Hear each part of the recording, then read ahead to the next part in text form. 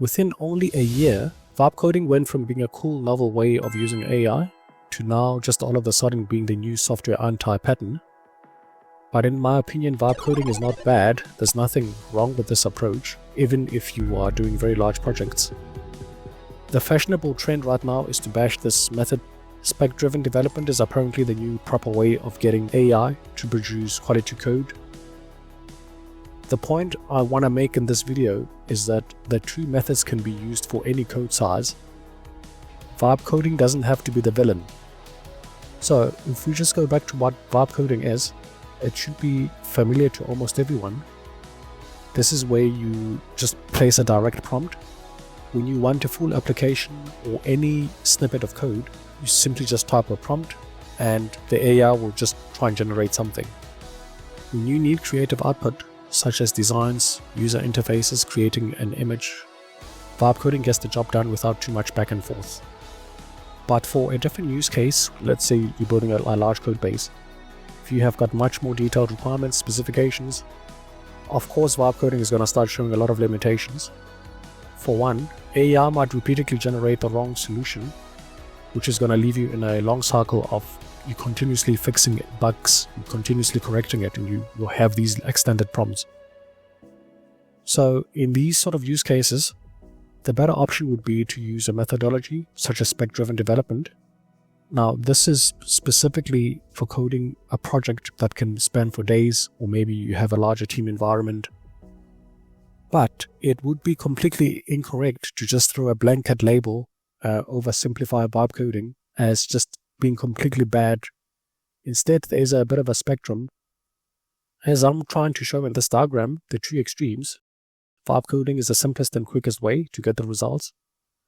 And I'm saying it can also work on large projects. Then there's also spec-driven. You're typically going to have a framework such as GitHub SpecKit or OpenSpec, which are going to be generating AI-friendly tasks. The agent is going to have to follow those. Now, there's no official method or methodology or whatever we want to call it, which is going to be a compromise or middle ground. But I would prefer to call this structured AI coding. In this case, the developer is not using any official spec-driven framework. Instead, the detailed instructions, background context, coding standards are simply provided in the markdown files. I just want to reiterate my point again. It's just too simplistic to pit vibe coding and spec-driven as the opposites, and then vibe coding as being completely inferior for large projects.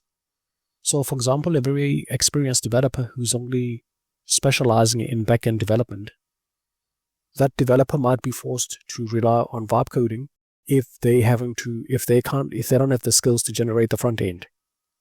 In another example, if we have a full stack .NET developer, so let's say this developer is competent in both the user interface and the backend.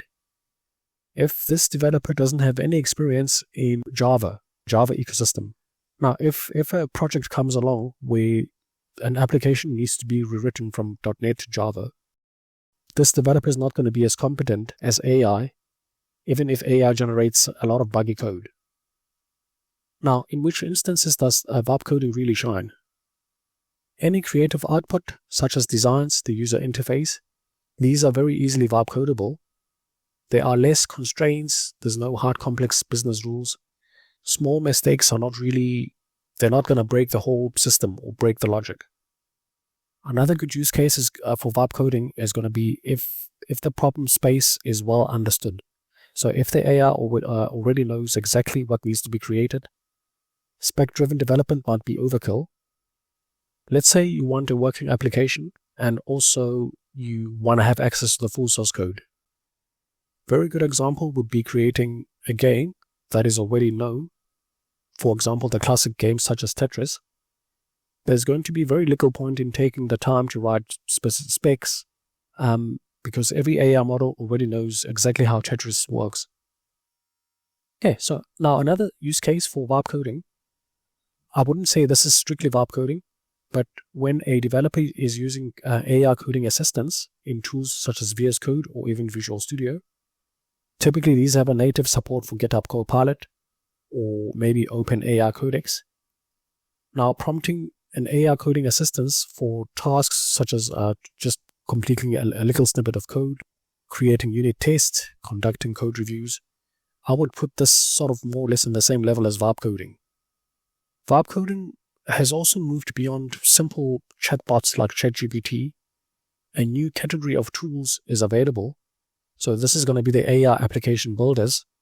And these attempt to generate an entire working application from a single prompt. Examples of these are going to be Bolt, Lovable, Replit, Base44. The idea behind these platforms is simple. Instead of spending hours prompting and refining code inside a chatbot like ChatGPT, you disrupt the application at a high level. For example, you're going to say something like, build me a task management app with authentication and a dashboard, and the platform generates the entire project. This can easily include the front end, the back-end logic, database, so even doing the deployment. If you want to quickly prototype an idea, build a proof of concept, or create just an internal tool, these platforms, they're going to save you a lot of time. But once the application becomes more complex, once they require strict architecture or need long-term maintainability, these tools often start to show their limitations. And that's where more structured approaches like spec-driven development might start to become important. And in many cases, the safest option is still to hire a real human developer. Ironically, that human developer might end up using vibe coding practices just to build the application anyway. So, the real takeaway here is that AI coding isn't about choosing one method over the other. Vibe coding isn't bad. Spec-driven development isn't always the best option. There's simply different tools for different situations. For quick ideas, creative work, if the problem is already well understood, vibe coding can be incredibly powerful and very productive. But when projects become large, complex, come long-term, this may be run for months, structured approaches like spec-driven development start to make a little bit more sense. In reality, most developers will probably use a mix of these approaches depending on the problem they are trying to solve. And ironically, the most structured development process might still start with a little bit of vibe coding.